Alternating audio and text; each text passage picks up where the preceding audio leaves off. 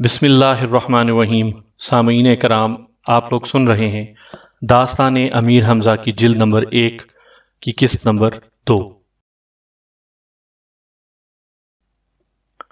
بزرج مہر جب پیدا ہوا تو اس کی ماں خواجہ بخت جمال کو یاد کر کے بہت روئی۔ عرصے سے اس کی خیر خبر معلوم نہیں ہوئی تھی اور نہ وزیر الکش ہی نے اس کے بارے میں کچھ بتایا تھا۔ بد نصیب عورت کئی مرتبہ وزیر کے محل کی طرف گئی، مگر غلاموں اور دربانوں نے اسے دھکے دے کر نکال دیا۔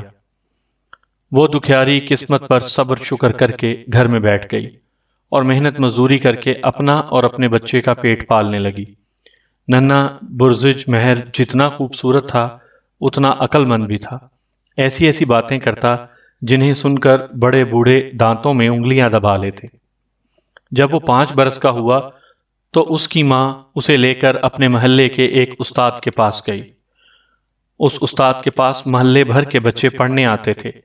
ایک زمانے میں بزرج مہر کے باپ خواجہ بخت جمال نے اس استاد کو پڑھایا تھا اور یہ بات بزرج مہر کی ماں کو معلوم تھی۔ اس نے استاد سے کہا، بچہ تمہارے استاد کا بیٹا ہے۔ تمہارے استاد کو وزیر الکش نے کسی کام سے چین بھیجا ہے، وہ ابھی تک لوٹ کر نہیں آیا۔ وہ ہوتا تو اپنے بچے کو خود پڑھاتا، مگر اب تم یہ فرض ادا کرو۔ استاد نیک آدمی تھا، اس نے بزرج مہر کو پیار کیا اور کہا، میں اسے محبت اور شوق سے پڑھاؤں گا۔ اس کے بعد بزرج مہر روزانہ استاد کے پاس پڑھنے کے لیے جانے لگا اور چند روز کے اندر اندر تمام بچوں سے آگے نکل گیا۔ جو بچے ایک سبق 2 دن میں یاد کرتے تھے، اسی سبق کو بزرج مہر گھنٹے میں یاد کر لیتا تھا۔ ابھی وہ 10 برس کا ہی تھا کہ اس نے کئی علم اور فن سیکھ لیے اور ان میں خوب ماہر ہو گیا۔ ایک روز شام کو بزرج مہر چھٹی کے بعد گھر گیا تو اس کی ماں بستر پر لیٹی ہوئی تھی۔ اس نے پوچھا، اماں لیٹی کیوں ہو؟ مجھے بخار ہو گیا ہے بیٹا۔ ماں نے کہا، آج تم بھوکے ہی سو گے بیٹا، میں مزدوری نہیں کر سکی، اس لیے کھانے کے لیے گھر میں کچھ نہیں ہے۔ یہ سن کر بزرج مہر بے حد فکر مند ہوا۔ اپنی بھوک سے زیادہ اسے ماں کی بیماری کا دکھ تھا۔ وہ کہنے لگا، اماں کیا گھر میں کوئی ایسی چیز نہیں جسے میں بازار میں جا کے بیچ آؤں اور کچھ رقم مل جائے؟ نہیں بیٹا، اب ایسی کوئی چیز باقی نہیں رہی جو بازار میں بک سکے۔ پہلے ہی تمام چیزیں ایک ایک کر کے بک چکی ہیں۔ ہاں، طاق کے اوپر تمہارے نانا حکیم ہاتاس کے ہاتھ کی لکھی ہوئی ایک بہت پرانی کتاب پڑی ہے، کوشش کرو شاید یہ کتاب کوئی خرید لے۔ بزرج مہر نے طاق میں جھانکا تو کونے میں ایک موٹی سی کتاب پڑھی دیکھی، جس پر موٹے حروف میں لکھا تھا حماس نامہ، مصنف حماس۔ جو شخص اس کتاب کو غور سے پڑھے گا اور سمجھے گا، اس پر اگلی پچھلی تمام باتیں ظاہر ہو جائیں گی۔ کتاب بے حد پرانی تھی اور اس کے ورق نہایت بوسیدہ تھے، کہیں کہیں الفاظ بھی دھندلے پڑ گئے تھے۔ بزرج مہر یہ کتاب دیکھ کر اسے پڑھنے میں مصروف ہو گیا۔ تھوڑی دیر بعد وہ چلا چلا کر رونے لگا، مگر ساتھ ساتھ کتاب بھی پڑھتا جاتا تھا۔ پھر یکا چک وہ ہنسا اور کہنے لگا، بیٹے کی یہ حالت دیکھ کر ماں اپنی بیماری بھول گئی اور کہنے لگی، کتاب پڑھ کر کہیں تمہارا دماغ تو نہیں چل گیا؟ ابھی تم دھاڑے مار مار کر رو رہے تھے اور اب کہے لگا رہے ہو۔ بزرج مہر نے کتاب بند کر دی اور ماں سے کہا، یہ عجیب و غریب کتاب ہے، اسے پڑھ کر مجھے پتہ چل گیا ہے کہ ایک ظالم شخص نے کس طرح میرے بے گناہ باپ کو ہلاک کیا۔ یہی وجہ تھی کہ میں رویا اور ہنسا یوں کہ میں انشاءاللہ اس ظالم سے اپنے باپ کے خون کا بدلہ لینے میں کامیاب ہو جاؤں گا۔ بزرج مہر کی ماں نے جب یہ سنا کہ خواجہ بخت جمال کو ہلاک کر دیا گیا ہے اور یہ خون وزیر الکش نے کیا ہے تو وہ بھی خوب روئی، لیکن بزرج مہر نے اسے دلاسا دیا اور کہا کہ اماں اب رنج نہ کرو، میں بہت جلد وزیر سے انتقام لوں گا۔ یہ کتاب بتاتی ہے کہ بادشاہ مجھے اپنا وزیر بنائے گا۔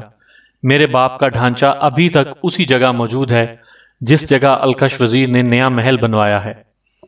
اچھا، اب میں بازار جا کر کھانے پینے کی چیزیں لاتا ہوں، لیکن چیزیں خریدنے کے لیے تمہارے پاس پیسے کہاں ہیں؟ کیا کسی سے ادھار لوگے؟ نہیں اماں، ادھار لینا ٹھیک نہیں۔ اس کتاب نے مجھے ایک ایسا طریقہ بتا دیا ہے جس سے میں کھانے پینے کی چیزیں پیسوں کے بغیر ہی لے آؤں گا۔ تم فکر نہ کرو۔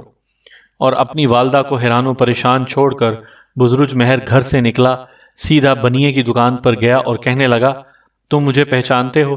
ہاں، بنیے نے جواب دیا، تم خواجہ بخت جمال کے لڑکے ہو۔ وزیر نے میرے بے گناہ باپ کو قتل کر دیا ہے، بزرج مہر نے کہا، اور میں اپنے باپ کے خون کا بدلہ لوں گا۔ دکاندار یہ سن کر حیران ہوا اور کہنے لگا، تم وزیر سے کیسے انتقام لوگے؟ وہ تمہیں بھی مروا دے گا۔ بزرج مہر ہنسا اور بولا، وزیر میرا بال بھی بیکا نہیں کر سکتا۔ اچھا، اب تم ایسا کرو کہ روزانہ 2 سیر آٹا، 1 سیر شکر، آدھ سیر گھی، 5 سیر کوئلے میرے گھر بھجوا دیا کرو۔ لیکن پیسے؟ بنیا نے پوچھا۔ بزرج مہر نے آنکھیں نکال کر بنیے کو گھورا اور کہا، تم مجھ سے پیسے مانگتا ہے؟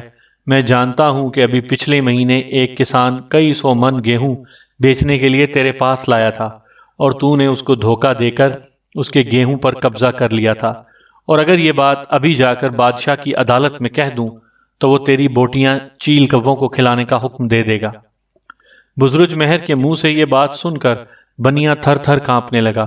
سچ مچ اس نے پچھلے مہینے ایک کسان کو دھوکے سے لوٹ لیا تھا اور اس کے سارے گیہوں پر قبضہ کر لیا تھا۔ وہ حیران تھا کہ یہ راز بزرج مہر کو کیسے معلوم ہوا۔ ہاتھ جوڑ کر کہنے لگا، خدا کے لیے یہ بات کسی سے نہ کہنا، میں ہر طرح سے تمہاری خدمت کے لیے حاضر ہوں۔ جتنی چیزیں تم نے کہی ہیں روزانہ تمہارے گھر بھجوا دیا کروں گا۔ اب بزرج مہر کسائی کی دکان پر گیا۔ وہ چھریاں اور کلہاڑے تیز کر رہا تھا۔ بزرج مہر نے اس سے کہا، تم مجھے پہچانتے ہو؟ ہاں، تم خواجہ بخت جمال کے لڑکے ہو۔ کیا کام ہے مجھ سے؟ کسائی نے سختی سے کہا۔ اس کا خیال تھا کہ لڑکا یا تو گوشت ادھار لینے آیا ہے یا کچھ پیسے مانگے گا۔ بزرج مہر نے کہا، تم روزانہ 1 سیر گوشت میرے گھر بھجوا دیا کرو۔ 1 سیر؟ کسائی نے حیرت سے کہا، اور پیسے کون دے گا؟ بزرج مہر ہنسا اور کہنے لگا، ارے ظالم، تو مجھ سے پیسے مانگتا ہے؟ کیا بھول گیا کہ پچھلے ہی مہینے تو نے بکریاں بیچنے والے ایک تاجر سے کئی 100 بکریاں خریدیں، اور جب وہ قیمت لینے کے لیے تیرے مکان میں آیا تو نے اسے مار کر اپنے مکان کی ایک اندھیری کوٹڑی میں گاڑ دیا۔ ابھی جا کر بادشاہ سے کہتا ہوں۔ یہ بات سن کر قصاب کا تو دم ہی نکل گیا، ہونٹ خشک ہو گئے اور چہرہ زرد پڑ گیا۔ وہ حیران تھا کہ اس 10 برس کے لڑکے کو یہ بات کیسے معلوم ہو گئی۔ اس نے جلدی سے کہا، بیٹا مجھے معاف کر دو، میں 1 سیر کے بجائے 2 سیر گوشت تمہارے گھر بھجوا دیا کروں گا، لیکن تاجر کو مار ڈالنے کا قصہ کسی سے نہ کہنا۔ یہاں سے بزرج مہر ایک یہودی صراف کے پاس پہنچا جس کے بارے میں سارے محلے میں مشہور تھا کہ وہ بے حد کنجوس اور بد دماغ آدمی ہے، اور اس نے بے انتہا دولت جمع کر رکھی ہے۔ وہ لوگوں کو سود پر قرض دیتا اور 10 روپے کی جگہ 20 روپے وصول کرتا تھا۔ بزرج مہر کو دیکھتے ہی وہ کہنے لگا، آؤ خواجہ بخت جمال کے بیٹے، کیا گھر کی کوئی چیز بیچنے کے لیے لائے ہو یا کچھ رقم ادھار چاہیے؟ لیکن یہ سوچ لو کہ میں سود دگنا وصول کرتا ہوں۔ بزرج مہر نے کہا لگایا اور بولا، سن او لالچی بڈھے، میں نہ کوئی قیمتی چیز بیچنے آیا ہوں اور نہ سود پر روپیہ لینے۔ اگر تم جان کی سلامتی چاہتے ہو تو روزانہ 100 روپے کی تھیلی ہمارے گھر بھجوا دیا کرو۔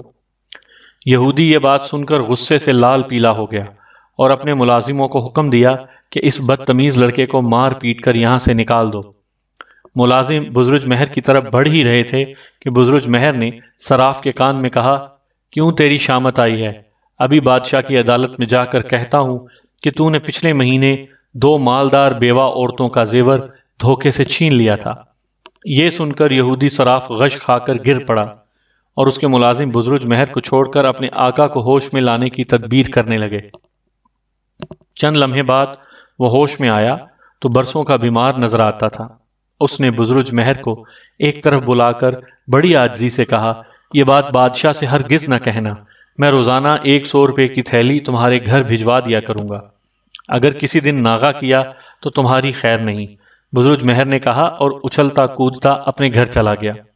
تھوڑی دیر بعد بنیے کی دکان سے اس کا نوکر گیہوں کا آٹا، شکر، گھی اور کوئلے لے کر آیا۔ پھر کسائی کا نوکر گوشت دے گیا۔ اس کے بعد صراف خود آیا اور 100 روپے کی تھیلی دے کر خاموشی سے چلا گیا۔ بزرج مہر کی ماں یہ سامان دیکھ کر حیران تھی، کہنے لگی، بیٹا یہ کیا معمہ ہے؟ تم نے یہ سامان کتنے روپے کا خریدا اور رقم کہاں سے آئی؟ اماں یہ بات نہ پوچھو، بزرج مہر نے ہنس کر کہا، یہ سب میرے نانا حکیم حماس کی اسی پرانی کتاب کا کرشمہ ہے۔ 2 سال گزر گئے۔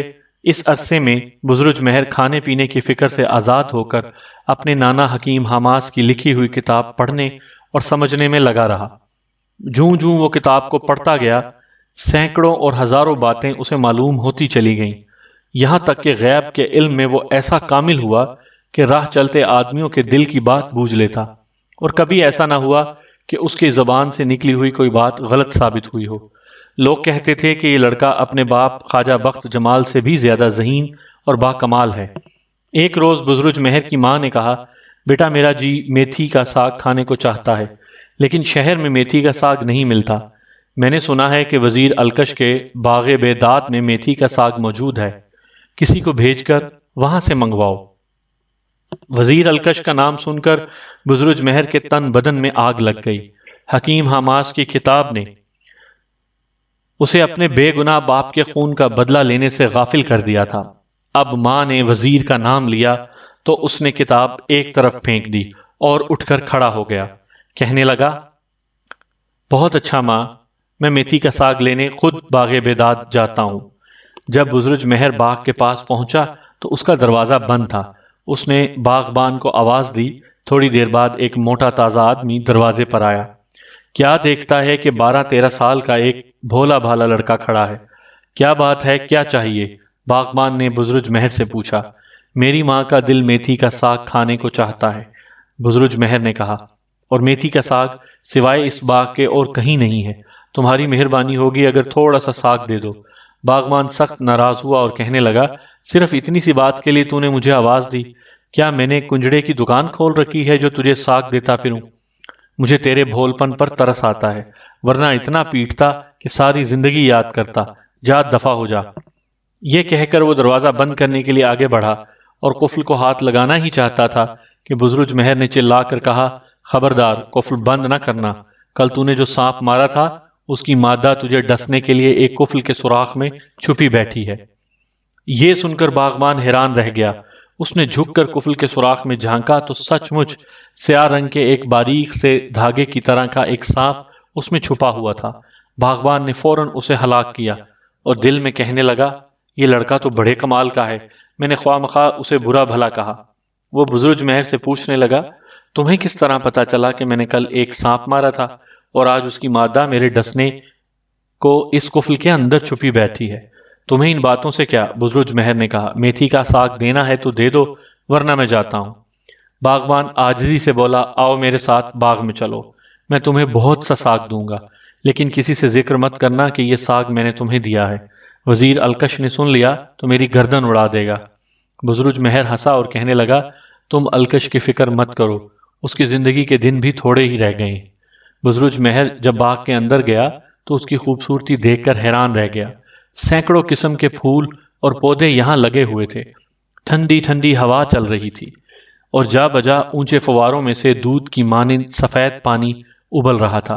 درختوں کی شاخوں پر ہزاروں خوبصورت اور حسین پرندے بیٹھے چہچہا رہے تھے۔ باغ کے بالکل درمیان میں سنگ مرمر کی بنی ہوئی ایک عالی شان بارہ دری تھی، جس کی دیواروں اور فرش پر ہیرے جواہرات جوڑے گئے تھے اور ان کی چمک اتنی تھی کہ آنکھ نہیں ٹھہرتی تھی۔ باغبان نے بزرج مہر کو باغ کے اندر الماس کے بنے ہوئے ایک تخت پر بٹھایا، اور آپ میتھی کا ساگ توڑنے کے لیے دوسری طرف جانے ہی لگا تھا کہ وزیر الکش بھی ٹہلتا ہوا ادھر آ نکلا۔ اس نے بزرج مہر کو دیکھا تو باغبان سے پوچھا، یہ کون ہے؟ باغبان نے ہاتھ باندھ کر کہا، حضور، یہ لڑکا عجیب و غریب باتیں کرتا ہے، جنہیں سن کر میری عقل تو دنگ ہے۔ پھر اس نے قفل میں چھپے ہوئے سانپ کی داستان سنائی۔ وزیر الکش بہت حیران ہوا اور غور سے بزرج مہر کو دیکھنے لگا۔ پھر اس نے باغبان کو وہاں سے چلے جانے کا حکم دیا اور بزرج مہر کو بارہ دری میں لے گیا۔ تخت پر بیٹھنے کے بعد الکش نے بزرج مہر سے پوچھا، لڑکے، تیرا نام کیا ہے اور تجھے یہ علم کہاں سے حاصل ہوا؟ میرا نام بزرج مہر ہے، میرے باپ کا نام خواجہ بخت جمال اور نانا کا نام حکیم حماس تھا۔ میں نے یہ علم اپنے نانا کی ایک کتاب حماس نامہ سے حاصل کیا ہے۔ خواجہ بخت جمال کا نام سن کر الکش گھبرایا اور خوف سے کانپ اٹھا، لیکن پھر سنبھل کر بولا، تیرے باپ کو میں جانتا ہوں، وہ بہت نیک اور اچھا آدمی ہے، اور اسے میں نے ایک کام سے ملک چین بھیجا ہے۔ یہ سن کر بزرج مہر کا رنگ غصے سے سرخ ہو گیا، کہنے لگا، آپ غلط کہتے ہیں، میرا باپ اس دنیا میں نہیں ہے، اسے ایک ظالم اور سنگ دل شخص نے دولت کے لالچ میں قتل کر دیا۔ اب میں اپنے باپ کا قتل کا بدلہ لینے کی فکر میں ہوں۔ الکش کے ہوش اڑے، سمجھ گیا کہ اس لڑکے کو سب کچھ معلوم ہو چکا ہے اور یہ مجھ سے بدلہ لے گا۔ اس نے دل میں فیصلہ کیا کہ اسے کسی فریب سے ٹھکانے لگا دینا چاہیے۔ کہنے لگا، افسوس کہ تمہارے باپ کو کسی نے قتل کر دیا، مجھے اب تک یہ بات معلوم نہ تھی۔ خیر تم رنج نہ کرو، میں اس پاپی کو اپنے ہاتھ سے سزا دوں گا۔ اب یہ بتاؤ کہ تم اس باغ میں کیسے آئے؟ میری ماں نے مجھے میتھی کا تھوڑا سا ساگ لینے بھیجا تھا، جو سوائے اس باغ کے شہر میں کہیں اور نہیں ملتا۔ اچھا تم یہیں بیٹھو، میں ابھی کسی غلام سے کہتا ہوں کہ تمہارے لیے میتھی کا ساگ توڑ کر لائے۔ یہ کہہ کر الکش ایک طرف چلا گیا اور اپنے خاص غلام کو تنہائی میں بلا کر کہنے لگا، ایک لڑکا بارہ دری میں بیٹھا ہے، اسے تہہ خانے میں لے جا کر بند کر دو، وہ وہاں بھوکا پیاسا مر جائے گا، اور اگر تم نے یہ کام کر دیا تو میں تمہاری دلی آرزو پوری کر دوں گا، وعدہ کرتا ہوں۔ غلام نے سینے پر دونوں ہاتھ رکھ کر سر جھکایا اور بارہ دری کی طرف چل دیا۔ اس نے جاتے ہی بزرج مہر کو پکڑ لیا، ایک ہاتھ سے اس کا گلا دبایا، دوسرے ہاتھ سے اس کا منہ بند کیا اور کندھے پر ڈال کر ایک تہہ خانے میں لے گیا۔ وہ بزرج مہر کو فرش پر پٹخ کر باہر سے دروازہ بند کرنے ہی لگا تھا کہ بزرج مہر نے زور کا کہا لگایا اور کہا، اے حبشی غلام، یہ کیا کرتا ہے؟ الکش تیرے دل کی آرزو کبھی پوری نہ کرے گا، اس نے تجھ سے جھوٹا وعدہ کیا ہے، یاد رکھ، اگر تو نے مجھے مارا تو الکش تجھے بھی زندہ نہ چھوڑے گا۔ غلام نے اپنا ہاتھ روک لیا اور حیرت سے بزرج مہر کو دیکھنے لگا، پھر اس نے آہستہ سے کہا، بھلا تجھے کیوں کر پتا چلا کہ الکش نے مجھ سے کیا کہا اور میرے دل کی آرزو کیا ہے؟ بزرج مہر نے کہا، اے حبشی غلام، میں سب کچھ جانتا ہوں۔ الکش مجھے اس لیے مارنا چاہتا ہے کہ وہ میرے باپ کا قاتل ہے اور اسے ڈر ہے کہ کہیں میں اپنے باپ کا بدلہ نہ لوں۔ خیر ان باتوں کو چھوڑ، میں بتاتا ہوں کہ تیرے دل کی آرزو کیا ہے۔ کیا تو الکش کی لڑکی سے شادی کرنا نہیں چاہتا؟ حبشی غلام نے یہ سنتے ہی بزرج مہر کے قدموں پر اپنا سر رکھ دیا اور بولا، ہاں یہی آرزو ہے میری، میں تیری شادی الکش کی بیٹی سے کروا سکتا ہوں، اور وہ وقت جلد ہی آنے والا ہے جبکہ الکش کو میری ضرورت پڑے گی، لیکن تو اس وقت تک میرا پتہ اسے نہ بتانا جب تک وہ تیرے منہ پر 3 تمانچے نہ مارے۔ لیکن الکش نے مجھے حکم دیا ہے کہ تمہیں اس تہہ خانے میں بند کر دوں۔ غلام نے کہا، تو اس سے کہہ دینا کہ میں نے اسے بند کر دیا ہے، وہ وہاں بھوک پیاس سے تڑپ تڑپ کر مر جائے گا، بزرج مہر نے کہا۔ حبشی غلام نے بزرج مہر کو چھوڑ دیا۔ بزرج مہر نے اس سے میتھی کا ساگ لیا اور اپنے گھر چلا گیا۔ اس کے بعد غلام الکش کے پاس گیا اور اس سے کہا کہ میں اس لڑکے کو اندھیرے میں تہہ خانے میں بند کر آیا ہوں۔ الکش بے حد خوش ہوا اور دل میں کہنے لگا کہ خواجہ بخت جمال کا لڑکا تو اپنے باپ سے بھی زیادہ باکمال اور ہوشیار نکلا، اگر اسے چھوڑ دیا جاتا تو وہ ضرور مجھ سے انتقام لیتا۔ جس دن وزیر الکش نے بزرج مہر کو تہہ خانے میں بند کروایا تھا، اسی دن بادشاہ کباد کامران نے ایک عجیب و غریب خواب دیکھا، لیکن صبح آنکھ کھلی تو اسے یاد نہ رہا کہ وہ خواب کیا تھا۔ اب تو وہ سارے کام بھول گیا اور اس کے ذہن میں یہی الجھن بڑھتی گئی کہ آخر وہ خواب کیا تھا۔ اسی ادھیڑ بن میں وہ دربار میں گیا اور شاہی تخت پر آن بیٹھا، لیکن اس کا جی کسی بات میں نہ لگتا تھا۔ بادشاہ کو فکر مند دیکھ کر ایک وزیر نے ہاتھ باندھ کر عرض کی، جہاں پناہ، حضور کے دشمنوں کی طبیعت کچھ ناساز ہے، کیا شاہی طبیب کو طلب کیا جائے؟ نہیں، میری طبیعت ٹھیک ہے، ہاں ایک بات ایسی ہوئی ہے جس نے مجھے پریشان کر دیا ہے، بادشاہ نے کہا۔ وہ کون سی بات ہے علی جا؟ زبان مبارک سے ارشاد فرمائیے، ممکن ہے میں اس کا کوئی حل پیش کر سکوں۔ الکش نے گردن جھکا کر کہا، بات یہ ہے کہ کل رات ہم نے ایک عجیب خواب دیکھا، لیکن جب صبح آنکھ کھلی تو ہم یہ خواب بھول چکے تھے، اس وقت سے طبیعت پریشان ہے، خواب کسی طرح یاد نہیں آتا۔ تم میں سے کوئی ایسا شخص ہے جو یہ بتائے کہ ہم نے کیا خواب دیکھا اور اس کی تعبیر کیا ہے؟ یہ سن کر دربار میں سناٹا چھا گیا اور ہر شخص حیرت سے ایک دوسرے کا منہ تکنے لگا۔ کسی کی سمجھ میں نہ آتا تھا کہ کیا جواب دے۔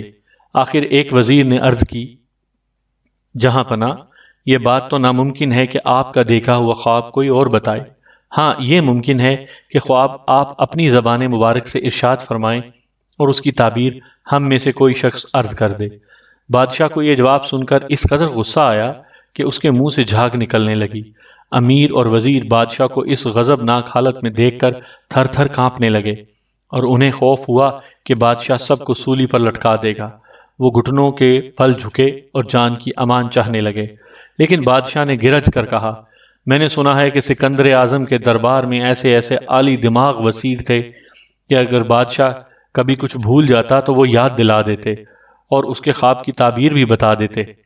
ایک تم لوگ ہو کہ ہمیشہ سے مال و دولت حاصل کرتے ہو اور اتنا سا کام نہیں کر سکتے۔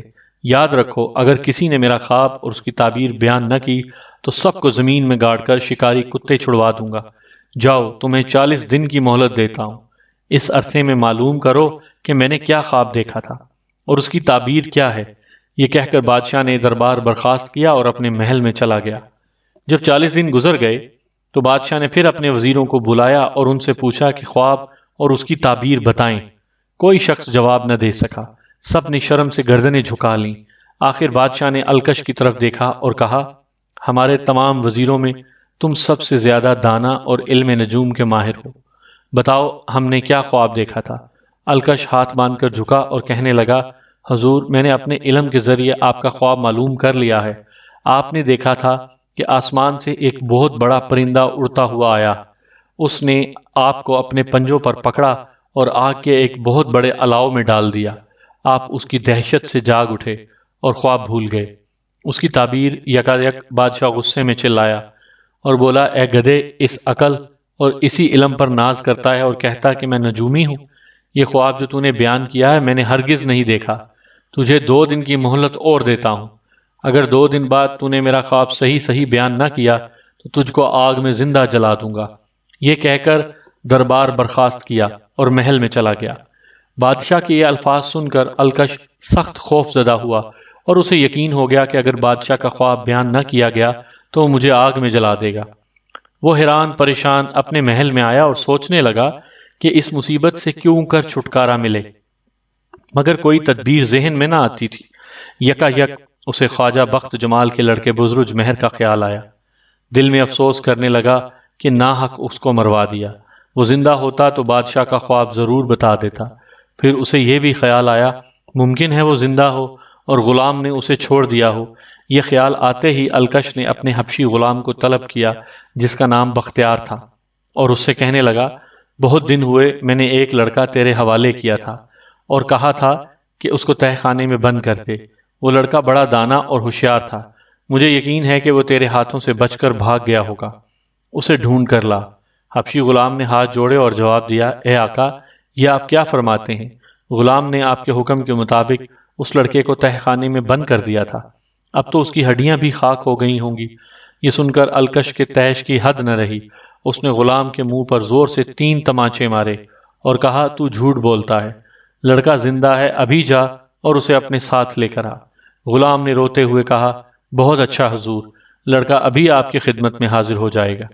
الکش ایک دم خوش ہو گیا، لیکن حیرت سے کہنے لگا، بدبخت، تو نے یہ بات پہلے ہی کیوں نہ بتا دی، خواہ مخواہ مجھ سے مار کھائی۔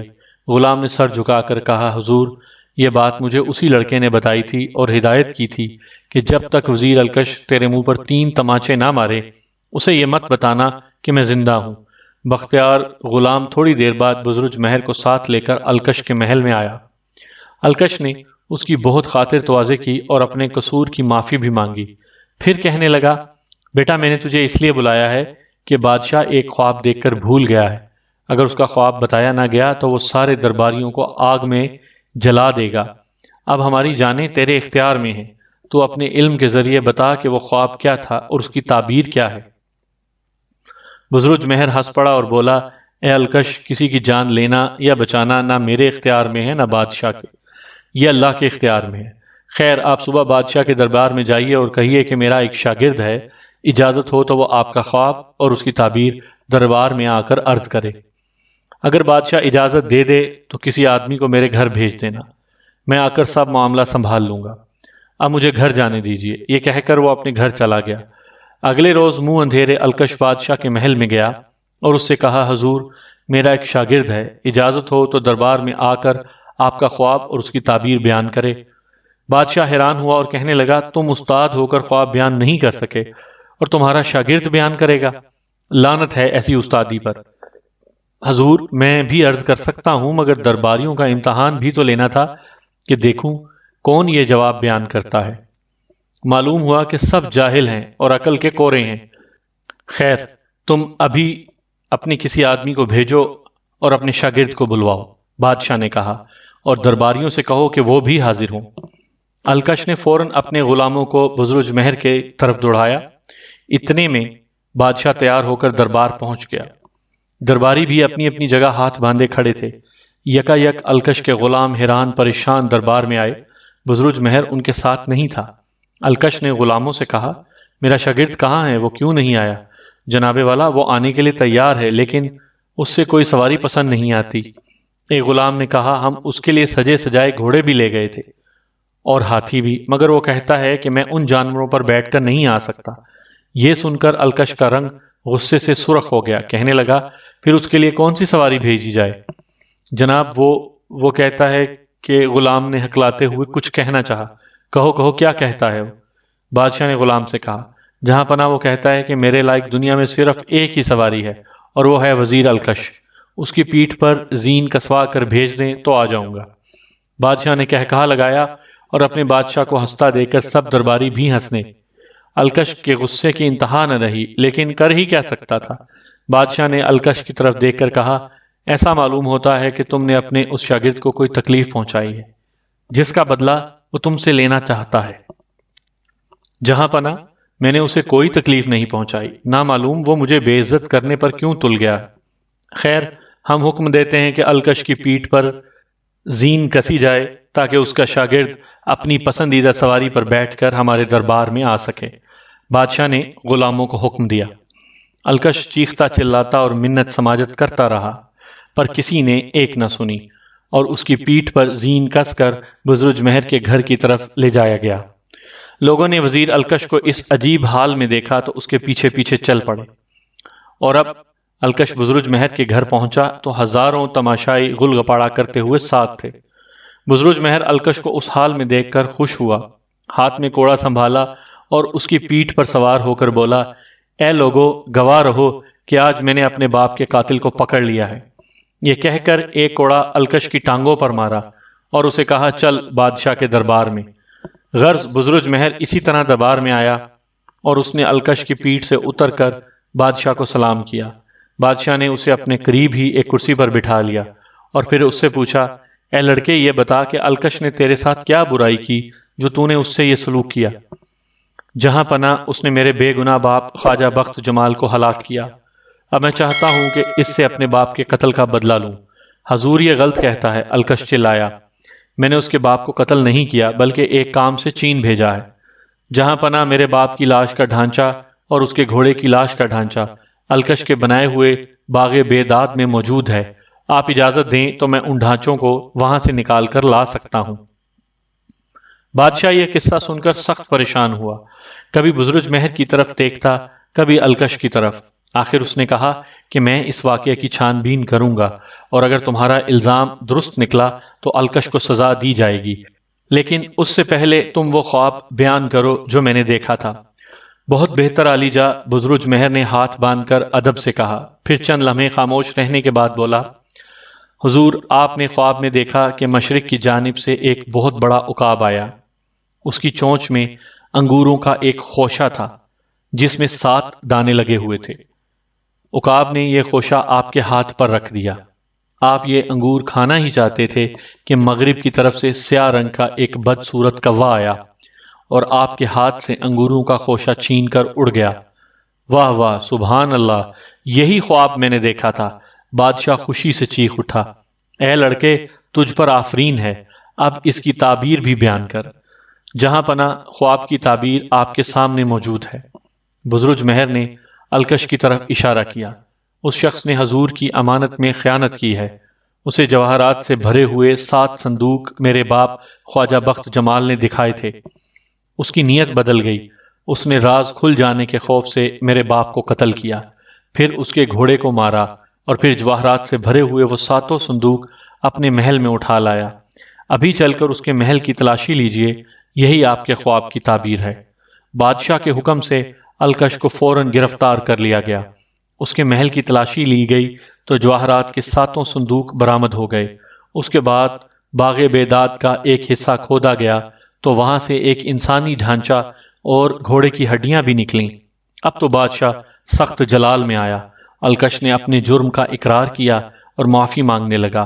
بادشاہ نہ مانا، کہنے لگا یہ میرے انصاف کے خلاف ہے کہ تجھ جیسے نمک حرام شخص کو زندہ چھوڑوں۔ سپاہیوں پکڑ لو اسے اور زمین میں آدھا گاڑ کر اس پر شکاری کتے چھوڑ دو۔ اس حیرت انگیز واقعے سے بادشاہ بزرج مہر کے علم کا قائل ہو گیا اور بولا جو تمہاری خواہش ہو بتاؤ، ہم اسے پورا کریں گے۔ مال و دولت کی ضرورت ہے تو جتنا اٹھا سکتے ہو اٹھا لو۔